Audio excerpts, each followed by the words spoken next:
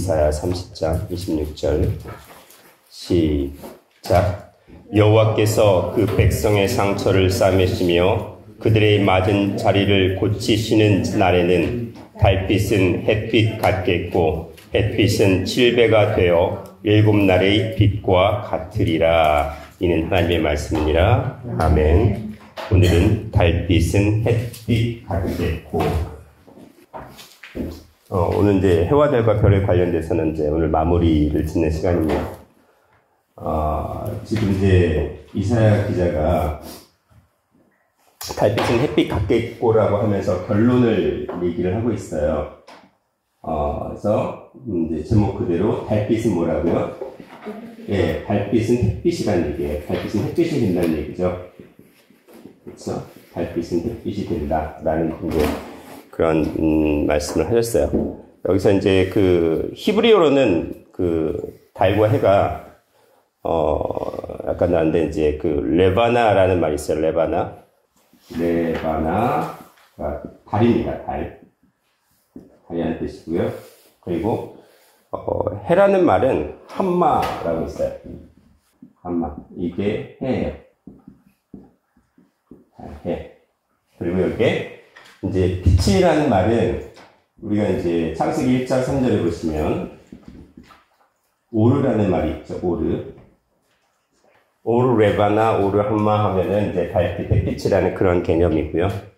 그래서 오르는 이제 동사로도 사용이 되고 명사로도 사용이 됩니다. 빛을 비추다, 그리고 또 빛, 그런 이제 개념인데, 오르 자체는 일단은 생명의 빛이에요. 생명의, 그냥 빛이 아니고 생명의 빛. 그러니까 생명의 빛의 개념이 이제 일단은 빛이라는 개념인데, 그 오르라는 말 자체는,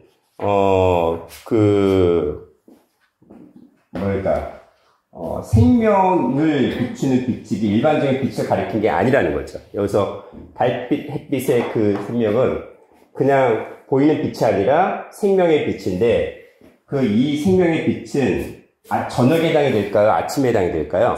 아침. 예, 아침이죠. 있죠? 왜 아침이에요? 예? 아침 자체가 해를 나타내잖아요. 태양을 나타내잖아요. 그쵸? 그러니까 달빛도 결국 무슨 햇빛이에요? 햇빛을 받아서 반사하는 빛이기 때문에 달빛의 빛도 그렇고 햇빛의 빛도 뭐예요? 아침에 해당하는 빛이에요. 태양에 해당하는 빛이에요. 그렇죠? 모든 빛의 본질은 태양빛이지. 그래서 우리가 성경에서 말씀하시는 빛의 모든 개념은 무엇이다? 햇빛을 전제로 말씀하시는 거죠. 우리가 얼마만큼 반사를 하느냐? 그냥 반짝반짝하는 별이냐, 아니면은 최소한 저녁을 주관하는, 최소한 밤은 2분의 1 정도는 우리가 그 빛을 비추는 그 달의 신앙이냐, 아니면 태양은 원래 낮을 주관한다고 하는데 원래 태양은 늘 떠 있죠. 그렇잖아요. 우리가 그냥 안 보일 뿐이 늘 떠 있잖아요. 그러니까 태양처럼 어떤 그런 신앙이냐라는 개념을 성경에서 계속 말씀을 하고 있어요. 근데 중요한 건 달빛이 햇빛이 된다는 거잖아요. 그럼 달이 뭐가 된다는 거죠? 해가 된다는 거예요. 달이 해가 되는데, 중요한 건 달이 해가 되는 그 본질에 있어서 가장 중요한 기준은 뭐 때문에 달이 해가 되는 걸까요? 예, 빛이죠. 예, 빛이에요. 빛 때문에 달이 해가 되는 거예요. 달이 해가 된다는 거는 제가 지금까지 말씀을 드린 거에 의하면 이것을 성경에서는 해를 입은 달. 근데 이게 요한계시록 12장 1절에서 말씀하시는 달이 해가 되는 개념을 말씀하신 거예요. 두 번째, 이제 구약에서는 뭐라고 이걸 얘기를 하셨을까요? 해를 입은 달의 개념을 구약에서는 남자, 여자 개념으로 얘기하셨는데, 여자가 누구를 안아요? 남자를 안아요. 순서대로 헷갈릴 수 있으니까, 그러면 남자를 아는 여자. 어디에 있어요? 예, 예레미야 31장 22절이야. 그래서 어릴 때까지 방황하겠냐. 노아와 새 일을 세상에 창조하는 곧 여자가 남자를 만들어. 네. 하나님께서 이 땅에 창조하신 세일, 이 땅에 시작하신 세일이라는 개념은 어떤 사건이어야 되면, 여자가 남자를 안아야 돼요. 하나님께서 세일 창조하신다. 세일을 창조하신다는 기본 개념은 여자가 남자를 안는다는 거죠. 그래서 이제, 그러면 뭐 여자가 남자를 이렇게 안아주는 거예요? 그거 아니잖아요? 그쵸? 아까, 요한계시록 12장 1절에서도 해를 입은 달인인데 결국 그 달은 여자였잖아요. 여자가 해를 입은 것처럼 여자가 신령한 해에 태양 되신 하나님, 아버지의 말씀을 뭐 하는 거예요? 아버지의 말씀을 뭐 하는 거예요? 여기서 앉는다는 거를 제가 뭐라고 말씀을 드렸나요? 여자가 남자를 그냥 이렇게 감싸 안는 게 아니고, 그 빛 속으로 아예 쏙 들어가는 거예요. 그 안으로. 인이라는 개념, 인투의 개념이 강해요. 운동성에 있어서 인투. 그냥 그 속으로 들어간다는 개념이에요. 그냥 우리는 이렇게 뭐 안는다는 개념으로 생각하는데 그게 아니에요. 그러니까는, 여자가 남자를 안는다는 거는 달이 그 태양 속으로 딱 들어가 버리는 거죠. 그러면 간단해요. 그렇게 되면 그게 해가 되는 거예요. 그게 해가 된다는 개념이에요. 그러니까 결론은 달빛이 햇빛이 된다는 거는 달이 해가 된다는 거죠. 그리고 여자가 해를 입었다는 개념이고 또 여자가 남자를 안았다라는 개념으로 여기서 말씀을 하고 있습니다. 자, 그런데 중요한 건 달빛이 햇빛 같겠고라고 얘기를 하시면서 중요한 건 이 햇빛의 개념을 오늘 본문에서는 더 구체적으로 명시를 하고 있어요. 일단 하박국서 볼게요. 하박국 3장 3절에서 4절. 하나님이 대단에서부터 오시며 거룩한 자가 가란 산에서부터 오시도다. 그 영광이 하늘을 덮었고 그 찬송이 세계에 가득하도다. 그 광명이 햇빛 같고 광선이 그 손에서 나오니 그 권능이 그 속에 감추었도다. 네, 여기 보니까 그 영광이 하늘을 덮었고 그리고 그 광명이 햇빛 같고라고 되어 있어요. 여기서 영광, 광명이 나오는데 그 영광이나 광명은 영광은 호드라고 되어 있고 광명은 노가라고 했어서 결론은 영광과 광명은요. 헬러어로는 독사이라는 거예요. 이걸 히브리어로는 호드 또는 노가라고 해요. 헬러어로는 독사에 해당하는 거예요. 여기서 이 영광과 광명은 결국 광채예요, 광채. 광채는 그러면 뭘 말씀하시는 거죠? 빛이에요, 빛.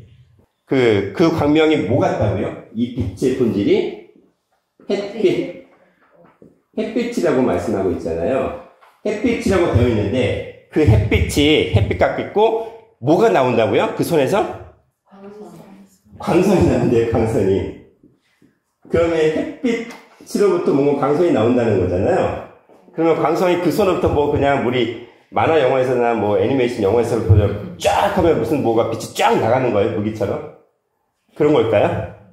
광선이 몇 개 있을까요? 여기서 광선이 몇 개일까요? 햇빛은 7배가 되어 7날이 빛과 같으리라 하니까 와, 여기서 말씀하시는 광선은 7개일 수 있겠구나 라는 상상을 해볼 수가 있어요. 자, 그 다음에 이사야서를 봅니다. 이사야서 60장 19절부터 20절.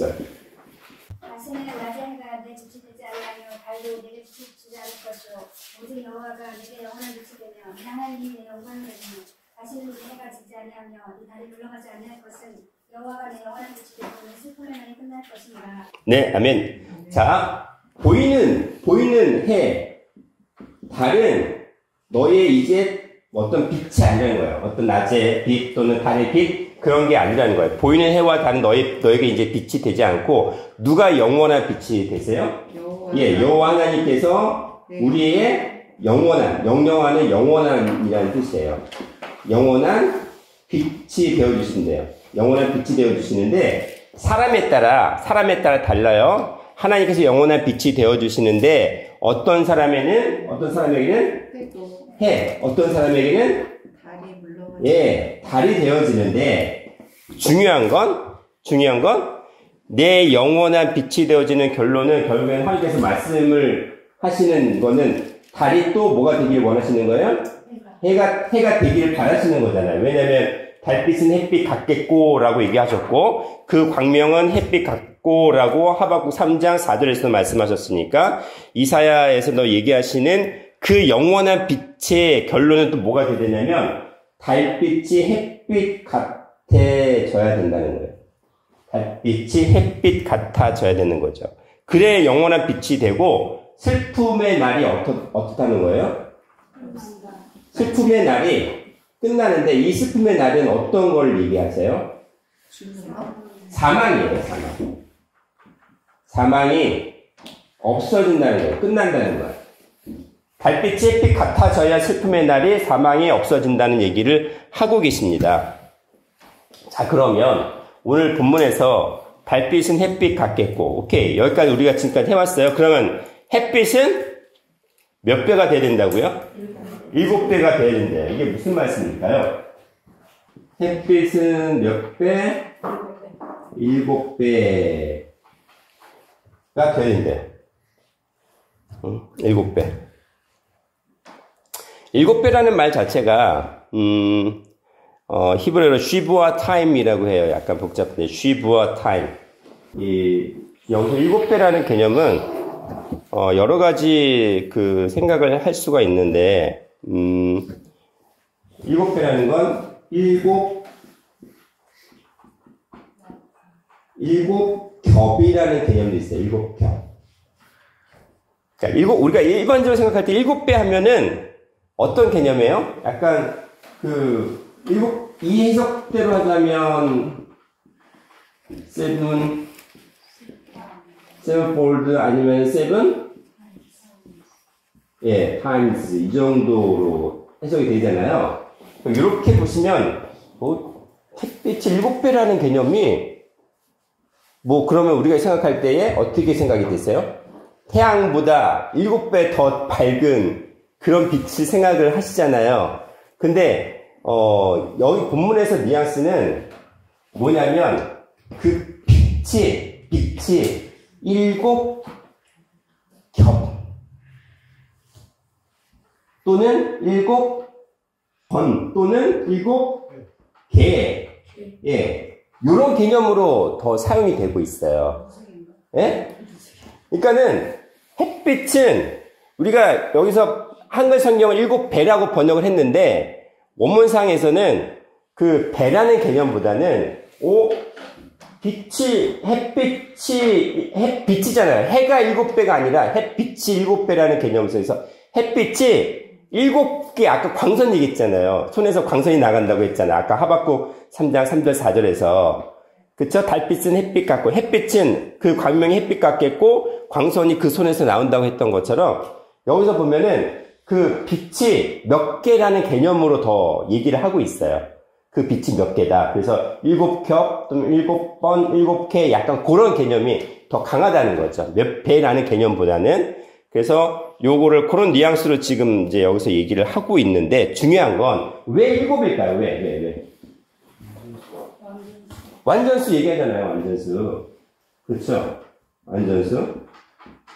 그러면 여기서 갑자기 달빛은 햇빛 같겠고 그 다음에는 햇빛은 7배라고 했어요. 여기서 순서를 뭘 얘기하면 달이 먼저 뭐가 돼야 돼요? 해가 돼야 되는 거예요. 그러면 이 해는 또 뭐가 돼요? 7? 7이라는 개념으로 뭔가 또 앞으로 나가야 된다는 개념이잖아요. 지금 여기서 보면은 일단은 달이 해가 돼야 되고 그 다음에 해는 또 7이라는 개념으로 나가야 된대요. 7이라는 개념으로. 그게 왜냐면 7이라는 개념 나가는 개념을 햇빛은 7배가 되어 또는 7날의 빛과 같다라고 했잖아요. 제가 왜 7개, 7겹을 얘기했냐면 뒤에도 보시면 몇 날? 7날이라고 돼 있잖아요. 7날에 뭐예요? 빛과라고 했는데 여기서 빛들이에요. 빛들. 7날의 빛들이에요.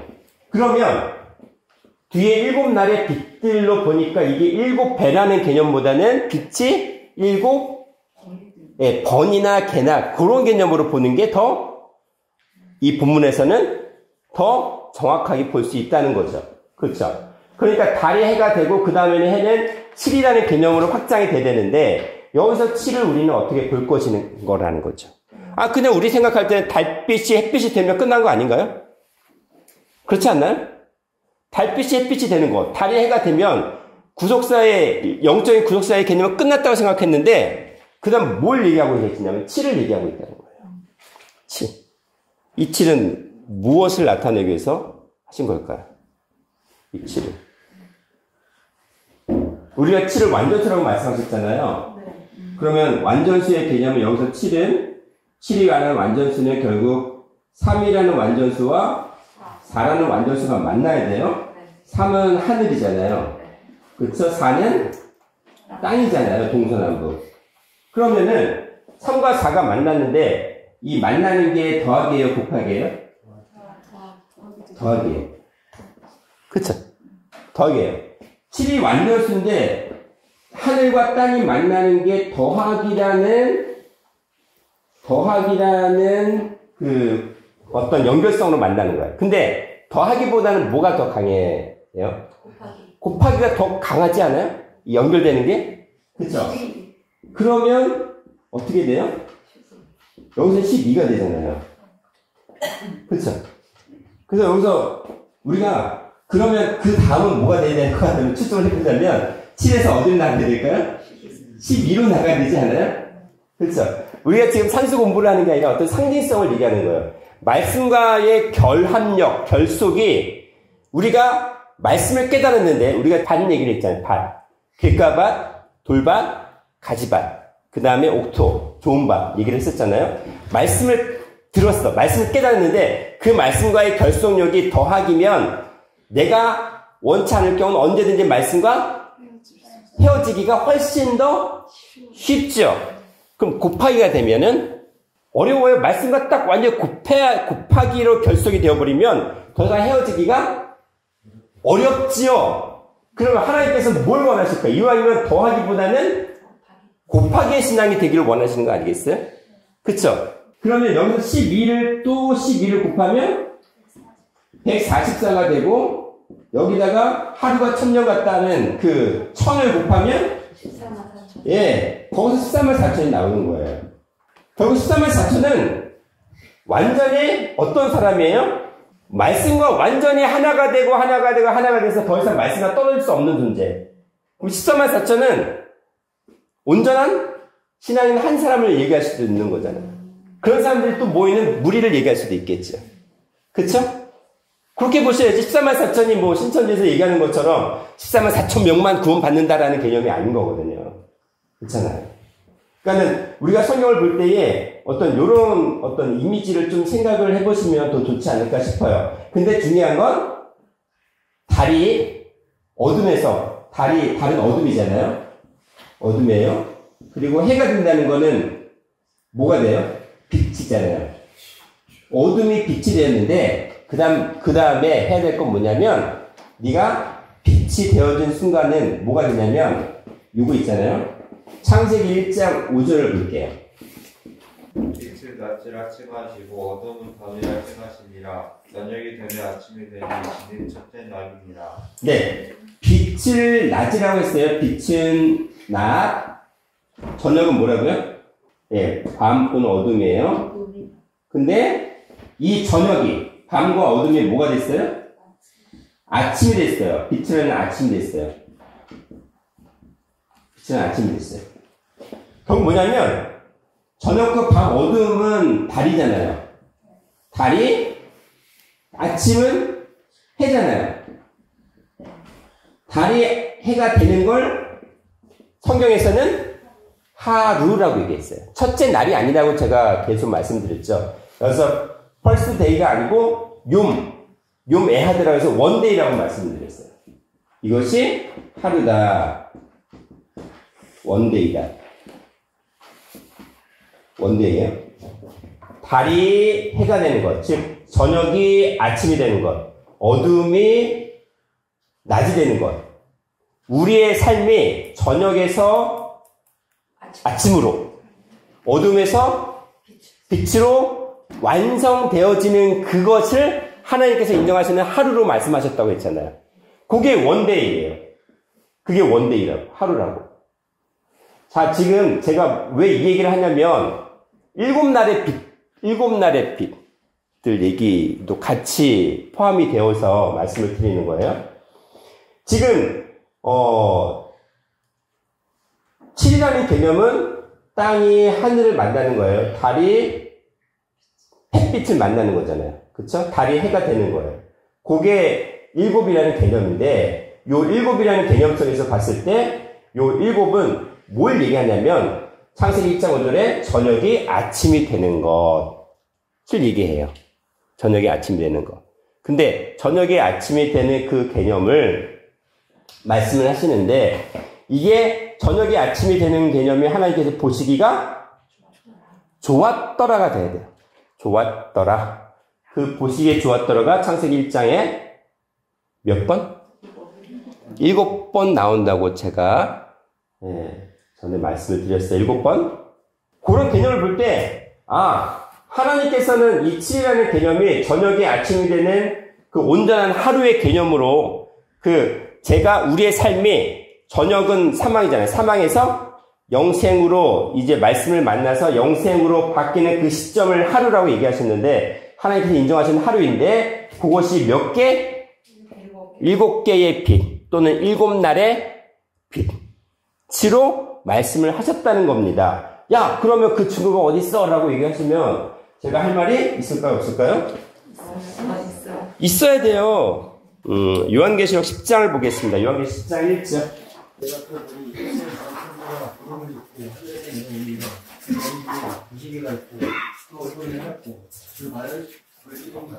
네. 이제 이건 다 외우시겠어요. 그쵸?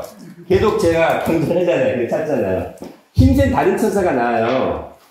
힘센 다른 천사가 등장을 합니다. 근데 하늘에서 왔는데 뭘 입었어요? 구름을 입었어요. 근데 그 얼굴은 뭐 같다고요?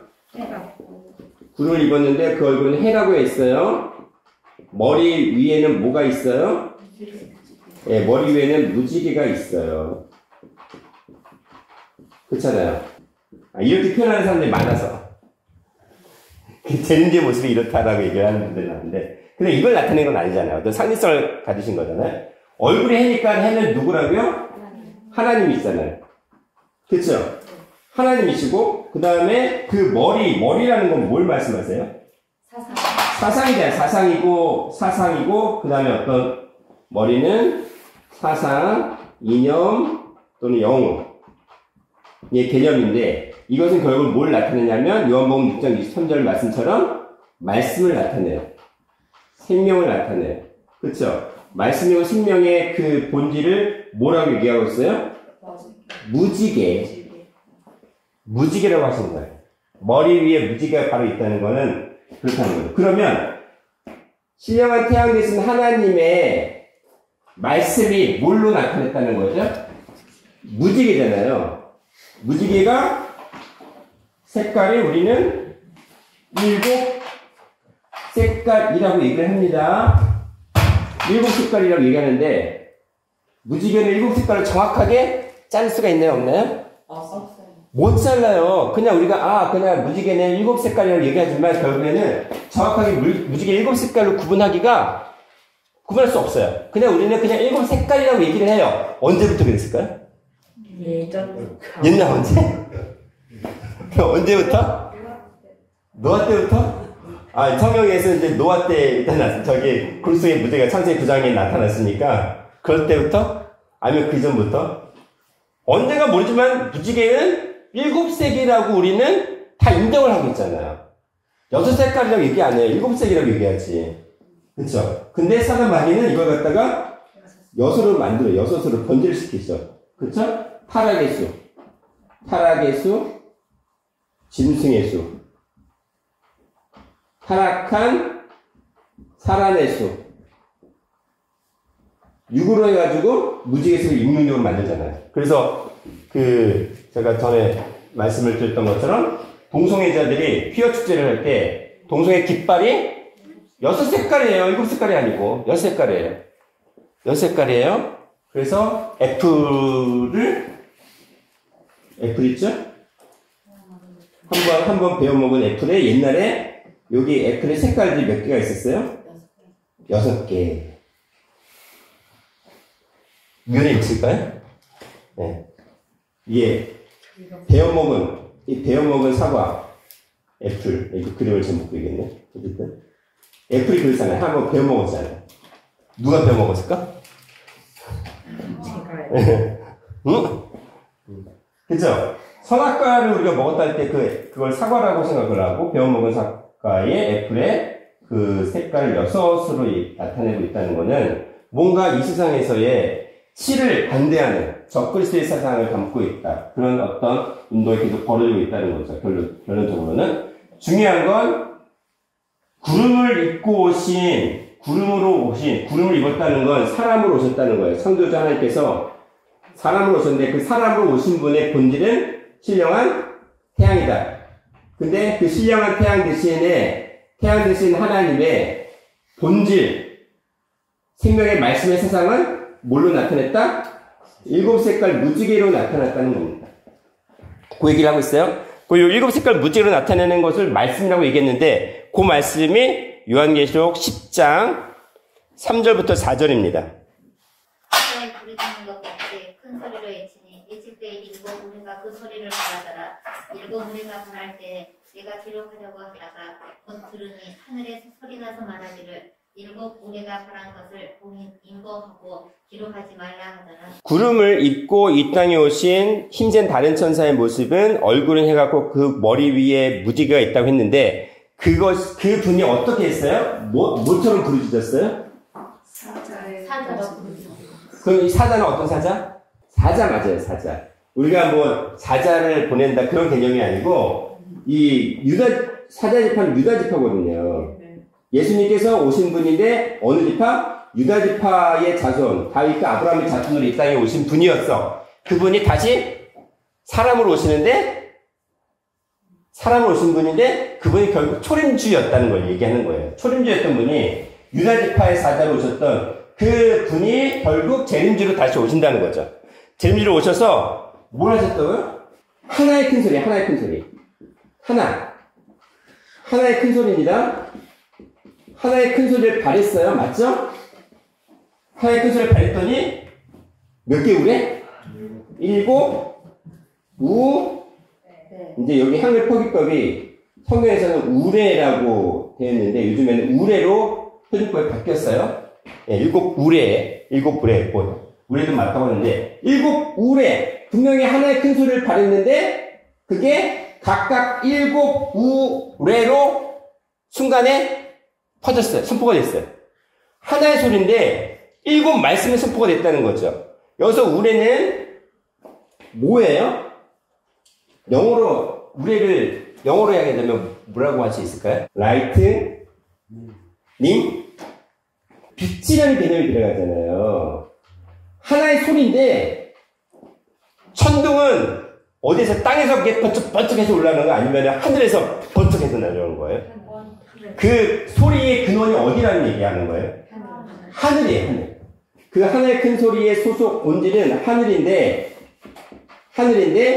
결국 빛이라는 얘기를 하시는 거고, 그리고 그게 몇 개? 7개야. 보세요, 제가 무지개가 여기서 몇 개일까요? 하나의 무지개. 무지개 몇 개는 나오지 않고 그 머리에 무지개가 있는데 이 무지개가 하나의 무지개인데 그 무지개는 몇 개의 색깔? 7개의 색깔을 했잖아요. 하나의 큰 소리인데 그게 몇 개의 소리? 7 빛의 소리로 갑자기 순간에 선포가 된 거예요. 분명히 하나의 소리인데 7개의 소리가 나갔대요. 자, 이거를 합리적인 해석을 해보다 보면 안 맞아요. 아니, 분명히 하나의 소리인데 그게 하나의 소리가 7개의 빛이래. 우레래. 우레 같은 소리라고 얘기를 하고 있어요. 무슨 얘기예요? 이거를 우리는 계속 어떤 걸 얘기하냐면, 그러면 그 말씀의 개수가 하나, 둘, 셋, 넷, 다, 7개다라고 거기에 치우칠 수 있으나, 본질은 뭘 얘기하고 있어요? 하나님께서 우리에게 선포하시는 신령한 태양 대신 말씀은 어떤 말씀이다? 완전한 말씀인데 어떤 측면에서 완전한 말씀? 저녁을 아침으로 바꾸는, 달을 해 되게 만드는, 그러한 신령한 하루를 되게 만드는 구원의 빛, 구원의 말씀이라는 걸 얘기하시는 거예요. 구원의 말씀이라는 개념이지 이거 갖다가 뭐 7개라고 거기에 제한을 두시는 게 아니에요. 여기서 요한계시록에서는. 물론 이거를 말씀하시기 전에 십자가상에서 몇 말씀 하셨어요? 7말씀 하셨죠? 십자가에서 7말씀 하셨는데 중요한 건 그 십자가 위에서 말씀하실 때 갑자기 어두컴컴해졌었어요. 그쵸? 근데 그 어두컴컴해진 시점에서 하신 말씀과 그 다음에 그 햇빛이 있었을 때 하신 말씀이 달라요. 그쵸? 해가 있었을 때의 말씀은 몇 말씀? 세 말씀. 해가 지고 난 다음에는 네 말씀. 예, 저녁에 흑암에서는 네 말씀 하셨습니다. 왜 이렇게 구분이 되셨어요? 왜 그냥 해가 있을 때 말씀하시면 되지? 예수님의 말씀이니까 그냥 해가 반짝반짝 했을 때 하시면 되는데 갑자기 대낮에 갑자기 해가 어두워졌다고요. 어두워지고 그 어두워진 상태에서 소천하시기 직전에 내 말씀을 다 꺼내내셨거든요. 왜 이렇게 하셨어요? 7이라는 개념이 단순히 말씀 7개라는 개념 이전에 결국 어디를 향해서 가야 된다? 야, 저녁이 아침이 돼야 된다. 너희 동서남북 4라는 그 차원에서 이제는 땅의 차원에서 하늘 차원, 3의 차원으로 바뀌어야 된다는 얘기를 하시는 거예요. 그게 구원이라는 거예요. 우리가 땅이 아니라 하늘이 되면 죽지 않고 영생한다는 개념을 이런 차원에서 계속 말씀하시는 거잖아요. 그렇죠? 그 7이라는 개념을, 7말씀이라는 개념을 단순히 7개의 말씀이라는 차원이 아니라 야, 너희 땅이었던 존재가 하늘이 되는 것, 너희가 사망이었던 존재에서 어떻게 영생의 존재로 완전히 변화되는 것, 그거를 계속 강조하신다는 얘기죠. 요 무지개 관련해서 한 구절을 더 살펴봐야 돼요. 에스겔 1장을 볼게요. 에스겔 1장 28절. 그 사면 광채의 모양은 비 오는 날 구름에 있는 무지개 같으니 이는 여호와의 영광의 형상의 모양이라. 내가 보고 곧 엎드려 그 말씀하시는 자의 음성을 들으니라. 자, 에스겔 1장 28절에서 그 사면 광채 모양이죠. 광채 모양은 어떻다고요? 비 오는 날 구름에 있는 무지개예요. 구름에 있는 무지개 같다고 하셨습니다. 근데 이는 뭐라고요? 여호와의 영광의 형상이다. 자, 형상이다. 와, 여기 에스겔서에 보니까 다 정리를 하셨어요? 다 나왔어요? 그쵸? 보시면 비가 온대요. 비가 오는 날이래요. 무슨 말씀일까요? 갑자기 비 오는 날이 나왔습니다. 비라는 개념은 신명기 32장 2절에서 비는 뭘 얘기하고 있어요? 말씀. 내리는, 하늘에서 내리는 교훈. 비는 뭐다? 하나님의 말씀을 나타내잖아요. 그렇죠? 네. 말씀이에요, 말씀. 그리고 구름에 있는 무지개입니다. 이거는 창세기 9장에서 아까 말씀을 하고 있죠? 노아 홍수 이후에 하나님께서 말씀하셨어요. 9장 13절부터 16절까지 볼까요? 내가 내 무지개를 구름 속에 두었나니 이것이 나의 세상과의 언약의 증거라. 내가 구름으로 땅을 덮을 때 무지개가 구름 속에 나타나면 내가 나와 너희와 및 혈기 있는 모든 생물 사이의 내 언약을 기억하리니 다시는 물이 모든 혈기 있는 자를 멸하는 홍수가 되지 아니할지라. 무지개가 구름 사이에 있으리니 내가 보고 나 하나님과 땅에 물을 혈기 있는 모든 생물 사이에 된 영원한 언약을 기억하리라. 네, 자 보세요. 하나님께서 하나님의 무지개를 어디에 두셨어요? 구름 속에 두셨다고 했어요. 구름 속에 그러니까 하나님의 무지개가 있기를 나의 레인보우를 어디에 주셨다고요?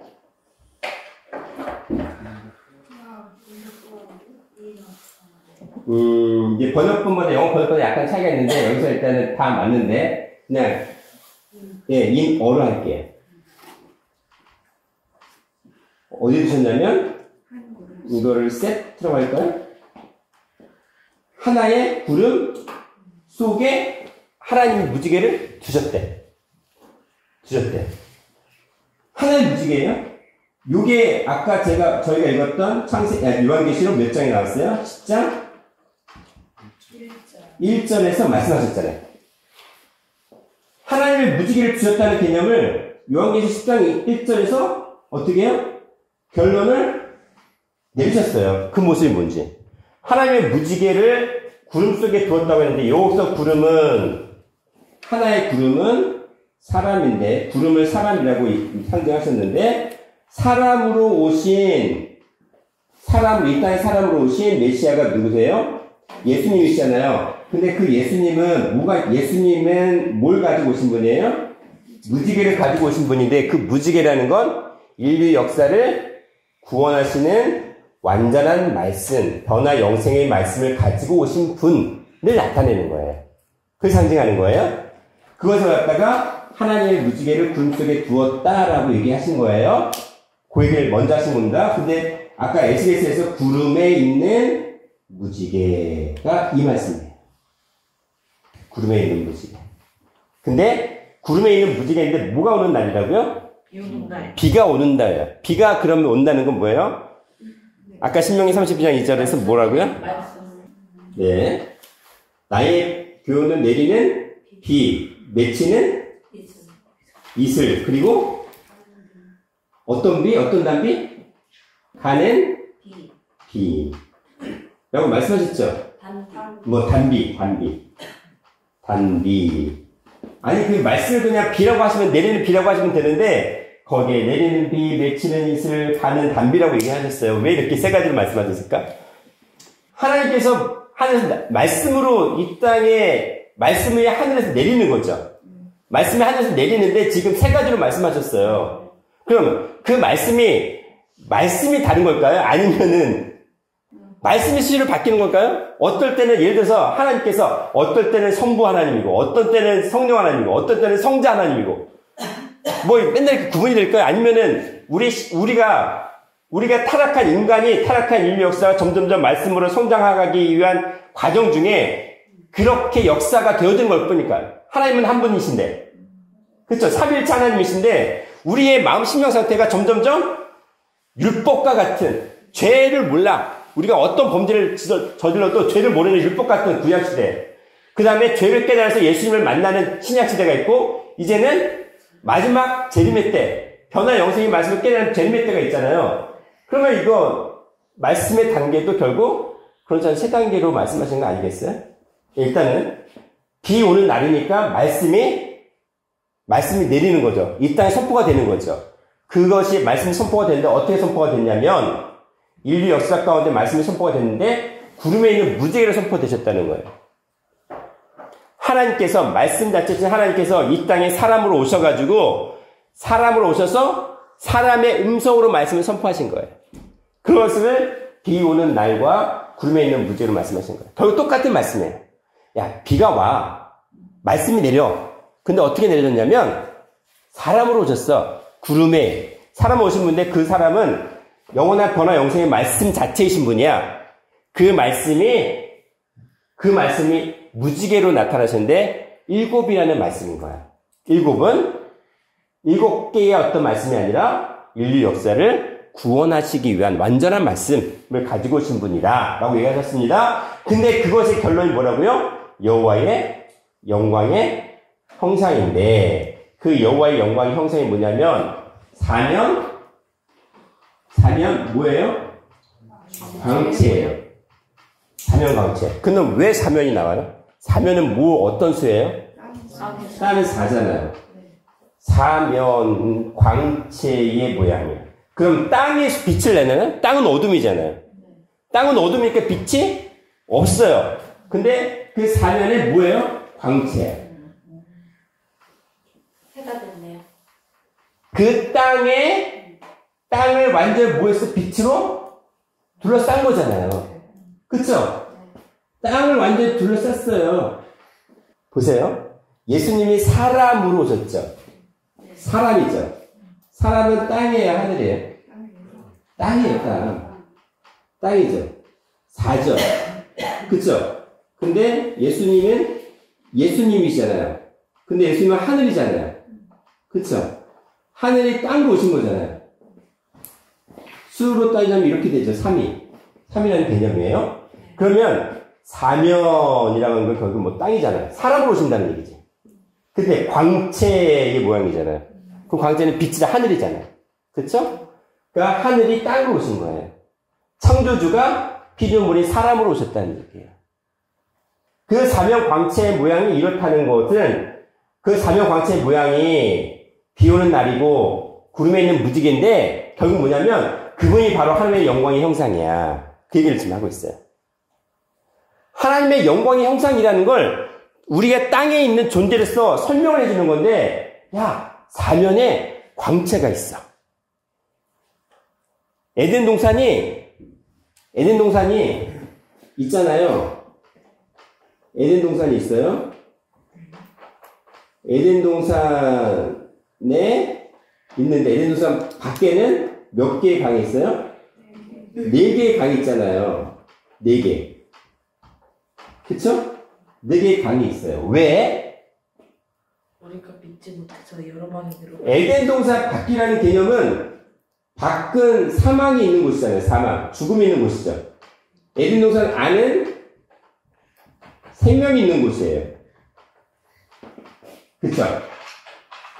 그러면 우리가 예전에 땅 따먹기 혹시 기억하세요? 땅 따먹기. 저희 어릴 때 땅 따먹기를 주로 많이 했는데, 땅을 따먹기는 어떻게 해야 돼요? 땅 따먹기. 딱 쳐서. 네? 땅 따먹기. 에덴 동산의 개념을 조금 지금 확장시켜 볼게요. 에덴 동산이라는 그 동산 있죠. 동산은 히브리어로 간이라고 해요. 간은 진치다. 또는 싸다? 그러고, 뭐냐면, 둘러싸는 건데, 어떻게 치냐면, 그냥 땅이 있어. 이런 땅이 있어. 땅인데, 땅 따먹기 뭐 하는 거예요? 여기서부터 시작하잖아요? 해가지고 점점 확장시키잖아요. 땅을. 확장시켜서 내 땅이 더 많으면, 나중에 많으면 그게 이기는 거잖아요. 에덴 동산이 뭐냐면, 우리 마음 심령의 땅이 다 타락했잖아요. 돌밭이에요. 객가밭이에요. 가치밭인데 거기 말씀의 빛이 들어가면 어떻게 해요? 점점점 그 땅을 따먹어야 되는 거예요. 말씀으로. 내 마음 심령의 땅을 확장시켜 나가는 거예요. 그래서 이 타락한 땅에 에덴 동산 심령 생명의 땅을 점점 어떻게 해요? 확장시켜 넓혀가는 거예요. 넓혀가는 거예요. 그래서 강이 있는 거예요. 생명수에 강이 있어서 그 완전히 타락한 땅을, 죽음의 땅을 어떻게 해요? 생명 있는 땅을 만들어 가기 위해서 내 강이 있다고 얘기를 하는 거예요. 영적으로 보자면. 자, 그러면 광채가 있어요. 사면 광채가 있어요. 그러면 그 사면은 뭐예요? 예수님께서 사람으로 이 땅에 오신 이유는 우리 마음 심령의 땅을 어떻게 하시는 거예요? 빛의 땅으로 말씀의 땅을 확장시켜 나가는 거잖아요. 결국 그것이 그렇게 되면 이 보이는 땅도 하나님의 땅으로 확장시켜 나가는 거잖아요. 그렇게 해서 오신 거잖아요. 그 사면 광채. 사면과 광채는 대비가 돼요. 반대되는 개념이에요. 원래는. 근데 우리는 그 성경을 읽을 때 그냥 읽는 거죠. 읽게 아무 의미가 없어. 아무 느낌도 없어. 그거는 아무 의미가 없는 거예요. 그거는. 사명과 광채는 완전히 반대라는 거를 성경을 읽을 때 느끼셔야 돼요. 그거를. 그쵸? 사명 광채의 모양, 비 오는 날입니다. 구름에 있는 무지개입니다. 근데 그것이 하나님의 영광의 형상이래요. 와, 무지개 얘기했는데 지금 하나님의 영광까지 나왔어요. 지금 전체에 보면 달빛이 되고, 햇빛은 7배라고 했고, 7날의 빛이라고 얘기했잖아요. 근데 그게 지금 어디까지 되냐면, 그것이 바로 하나님의 영광까지 이어집니다. 영광까지. 이제 결론이 다 왔어요. 왜 여기까지 왔을까요? 자, 큰 세 번째입니다. 무지개는 하나님의 영광. 즉, 하나님의 영광은 아버지의 영광으로 다시 오시는 주님을 가리켜요. 무지개는 하나님의 영광, 즉 아버지의 영광으로 다시 오시는 주님, 재림주를 나타내는 게 무지개예요. 자, 마태복음 24장 30절입니다. 그때 인자의 징조가 하늘에서 보이겠고 그때 땅의 모든 족속들이 통곡하며 그들이 인자가 구름을 타고 능력과 큰 영광으로 오는 것을 보리라. 자, 여기서도 인자가 나오는데요. 인자가 나와요. 근데 뭘 타고 오신다고요? 구름을 타고 오신대요. 구름을 타고 오시는 인자인데요.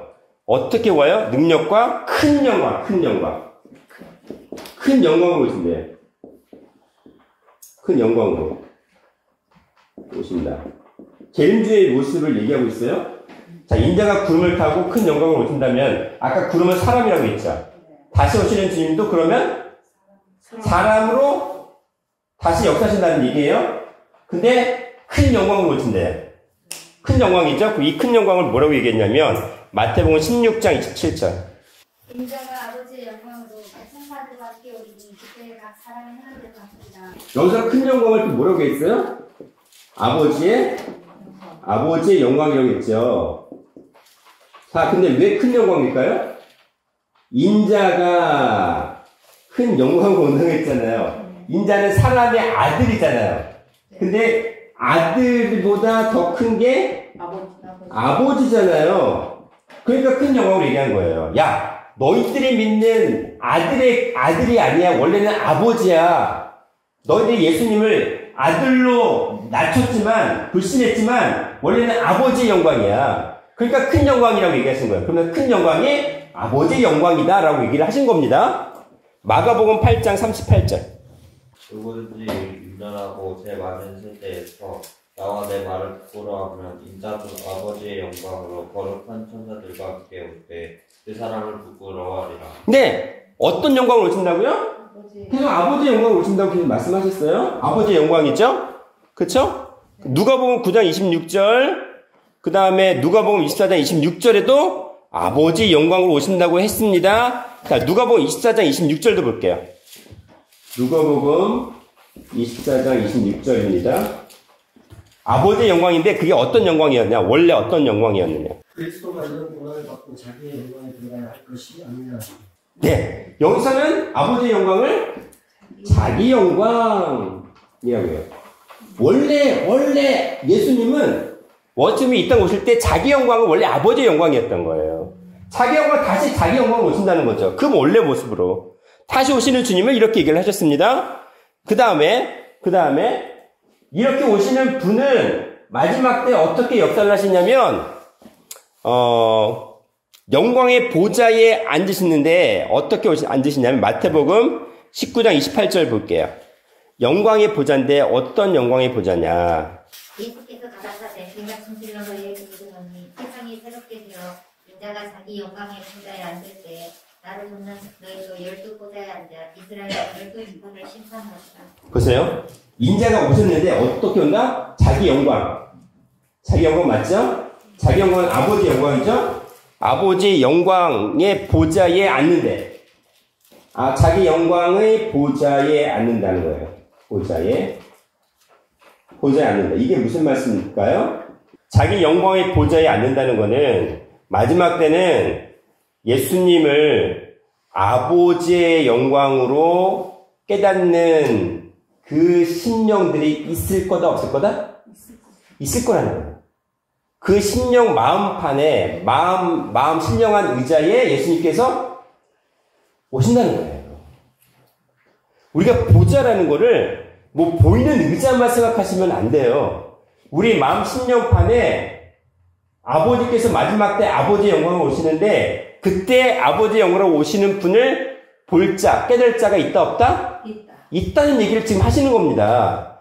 요거를 요한계시록에서도 말씀을 하셨어요. 그쵸? 요한계시록 올 때, 일단은 마태복음 25장 31절도 볼게요. 인자가 자기 영광으로 모든 천사와 함께 올 때 자기 영광이 보좌에 앉으리니. 보세요. 자기 영광입니다. 인자가 자기 영광으로 올 때, 재림 때죠? 자기 영광의 보좌에 앉으리니라고 하셨습니다. 자, 요게 요한계시록에서는 어떻게 예언을 하셨습니까? 요한계시록 3장 21절입니다. 이기는 그에게는 내가 내 보좌에 함께 앉게 하여 주기를 내가 이기고 아버지 보좌에 함께 앉은 것과 같이 하리라. 보세요. 예수님이 이기는 그에게는 내 보좌에, 그러니까 예수님이 다시 오시는 재림주의 보좌에 앉게 해주는데 그것이 어떤 보좌냐면 예수님께서 이 세상을 이 땅에 오셔가지고 이기셨잖아요. 초림 때. 그리고 어디에 앉으셨어요? 아버지의 보좌에 앉으셨죠. 아버지의 영광을 다시 회복하셨죠. 아버지의 영광으로 다시 오신다는 거예요. 그러면 이기는 자에게는 어떤 축복을 주시겠다? 아버지 보좌. 아버지 보좌가 되게 해서 너희와 내가 같이 앉는다는 거예요. 그러면은 아버지가 있어. 각자 나가 있어. 이렇게 같이 앉을까요?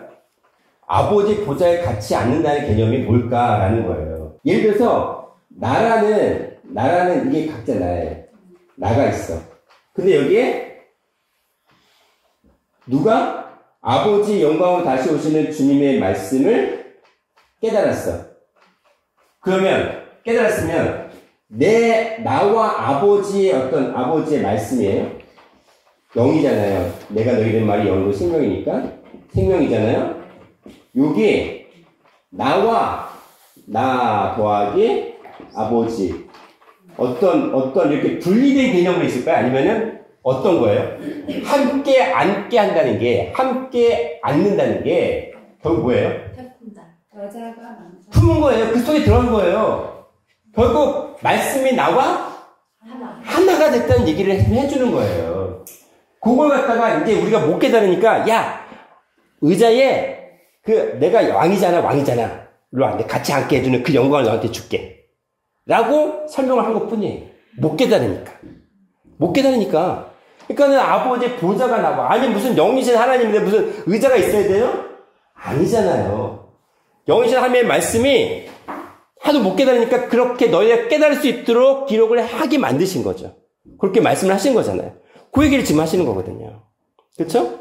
그러면 이 얘기가 결론은 뭐냐면 아버지의 보좌에 함께 어떤 분? 아버지 자기 영광으로 오시는 그 아버지의 영광으로 오시는 분과 함께 앉는다라는 게 뭘 얘기하는 걸까요?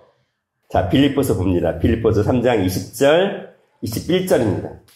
오직 우리의 신이군 하늘에 있는지라 거기로서 구원하는 자 곧 주 예수 그리스도를 기다리거니 그가 만물을 자기에게 복종케 하실 수 있는 자의 역사고 우리 낮은 몸을 자기 영광을 몸의 형체와 같이 변케 하시리라. 아멘. 무슨 말씀이에요? 저기 보니까 우리의 시민권은 하늘에 있대요. 그 하늘에 있다는 그 결론의 내용이 뭐냐면 우리의 낮은 몸이 뭐죠? 왜 낮아요? 죽을 수밖에 없는 몸이니까 사망의 종로를 타고요. 죽음의 종로를 타는 낮은 몸이잖아요. 우리의 낮은 몸을 누구 영광의 몸의 형체? 자기 영광. 자기 영광이니까 누구 영광? 아버지 영광으로 오시는 재림주의 어떤 모습이요? 자기 영광이 몸의 형체. 재림주의 몸의 형체. 그럼 어떻다는 거예요? 초림주님께서 이 땅에 오셔서 십자가 달리셨죠? 부활하셨죠? 부활하신 분이 제자들에게 갑자기 나타나셨습니다. 제자들이 문을 전부 다 꽁꽁꽁 다 창문을 다 닫아버리고 그들은 벌벌 떨고 있는데 부활하신 예수께서 제자들 가운데 갑자기 나타나셨어요. 그 가운데. 그 가운데. 근데 문을 열고 들어오신 거예요? 아니잖아요. 몸을 갖고 있는데 그냥 시공을 다 초월해가지고 오신 거예요. 오셨잖아요. 뭐예요? 그게 변화의 모습이란, 변화체의 모습이라는 걸 보여주신 거잖아요. 그렇죠? 변화체의 모습을 보여주신 거예요. 그러면 시공간을 초월하시는 몸이라는 거를 미리 그냥 살짝 보여주신 건데, 다시 재림하시는 주님이 자기 영광, 아버지 영광의 몸의 형체처럼 너희를 변화시키시겠다고 했잖아요. 이게 뭐예요, 그럼? 변화요, 변화. 그게 영생이라는 거예요. 죽음이 없는 몸으로 너희를 변화시킨다는 개념을 아버지 영광의 형체의 몸, 자기 영광이라는 표현을 말씀하시는 거예요. 재림주의 말씀, 변화 말씀이 너희를 깨달으면 그렇게 너희는 바뀌어. 완전히 변화체가 돼. 그게 영화돼. 라는 얘기예요. 그러니까 아버지 영광, 자기 영광 계속 말씀을 강조하신 이유가 뭐냐면 너희는 아버지 영광의 자리에 아버지 보좌에 함께 앉게 해주겠어. 그거는 너희들이 아버지의 말씀, 재림주로 오시는 아버지의 말씀으로 너희가 깨닫게 되면 그 말씀을 깨달으면 어떻게 된다는 거죠? 변화된다는 얘기예요. 변화. 하도 못 깨달으니까 이런 모양 저런 모양 계속 이 말씀을 하시는 거죠. 그쵸? 그러니까 우리가 성경을 볼 때에 달빛은 햇빛 같겠고 햇빛은 7배라고 표현했고 그 다음에 7날의 빛처럼 되겠잖아. 이거 우리가 다 아시는 말씀 아니에요? 다 아시는 말씀 아니에요? 문자적으로는.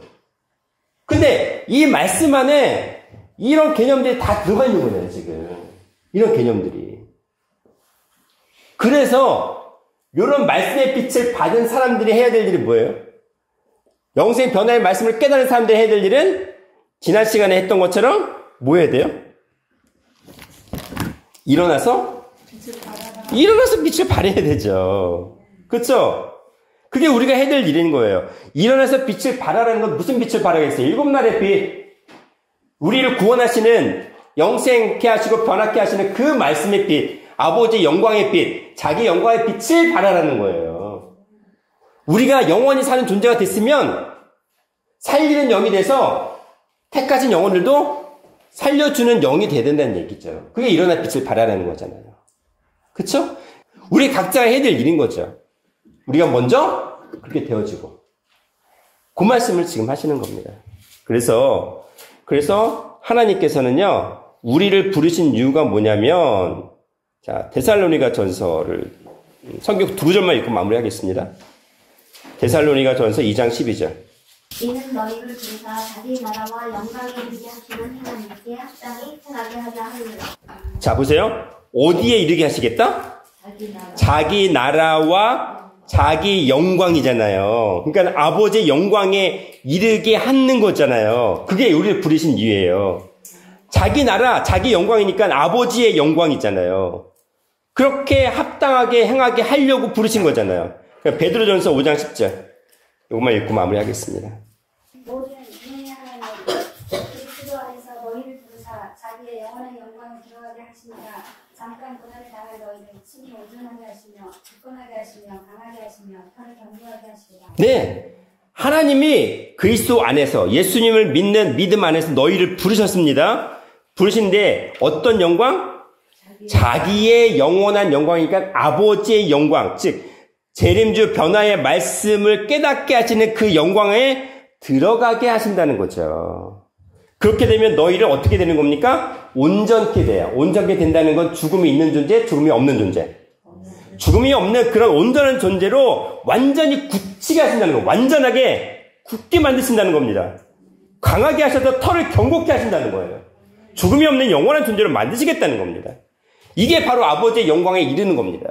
아버지의 변화 말씀을 깨닫게 하시는 겁니다. 아버지와 그 보좌에 함께 앉는 그런 영광을 누리게 하시겠다는 겁니다. 그것이 바로 달빛은 햇빛 같겠고 햇빛은 7배가 되어 7날의 빛들처럼 되겠다 하신 말씀 속에 감추어진 그런 메시지입니다. 그 변화 영생에 이르는 아버지의 영광을 우리가 체험하는 그런 성도들이 되시기를 주님의 이름으로 축원하겠습니다. 네, 기도하겠습니다. 사랑과 은혜가 충만하신 아버지 하나님, 해와 달과 별을 통해서 우리가 아버지의 영광에 이르게 하는 아버지의 자기 영광의 나라에 들어가게 하시는 축복을 누리게 하시니 감사를 드립니다. 이제는 말씀 안에서 우리가 이 변화의 사역에 동참케 하여 주시고 아버지 보좌에 함께 앉는 그런 영생 변화의 축복을 누리게 하여 주시옵소서. 감사드리옵고 사랑과 은혜가 충만하신 예수님 이름 받들어 기도드리옵나이다. 아멘. 하나님께 영광과 올려드립니다. 감사합니다. 감사합니다.